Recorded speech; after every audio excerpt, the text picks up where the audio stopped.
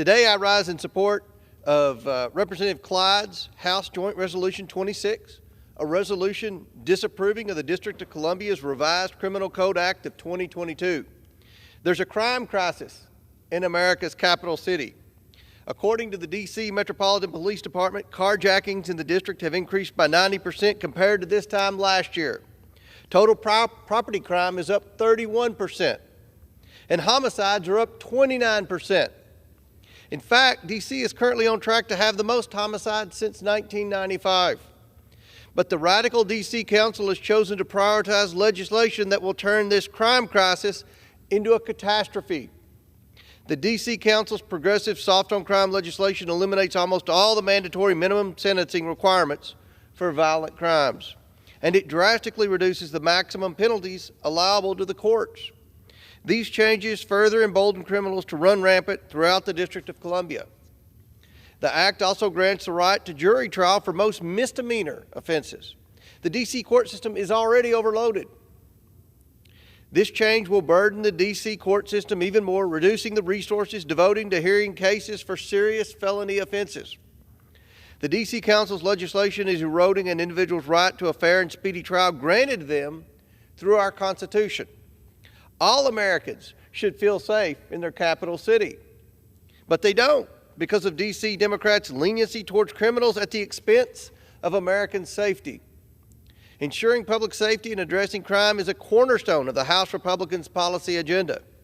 In November of last year, Americans voted for a new majority in the House, a new majority that will address crime head-on to ensure a nation that's safe.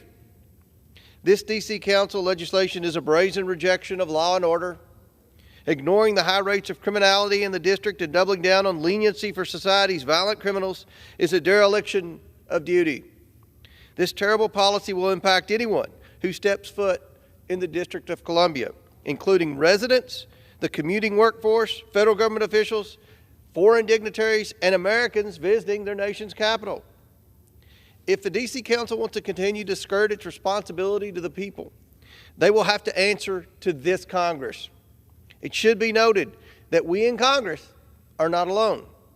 The D.C. Police Union, representing 3,500 members, and the National Fraternal Order of Police are strongly in favor of HJ Resolution 26, stating in a recent letter to Congress that the D.C. Act will embolden criminals, dramatically increase crime and violence, and render police officers in the District of Columbia virtually powerless to adequately police the city and keep its residents and visitors safe.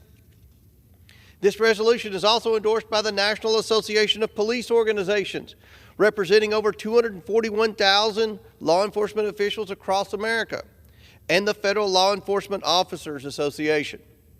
Additionally, on January 4th, Washington, D.C. Mayor Muriel Bowser took the extraordinary step of vetoing this legislation, calling the proposals controversial and stating that the act does not make the district safer. Mayor Bowser's bold executive veto sent a strong message that the policy proposals of this bill are simply unworkable and unsafe for the district. There may not be much Mayor Bowser and I have agreed on in the past, but today we're on the same page. I call on my colleagues to join me in supporting Mr. Clyde's resolution disapproving of the D.C. Revised Criminal Code Act of 2022. We must ensure these terrible criminal code reforms are not put into place. I reserve the balance of my time.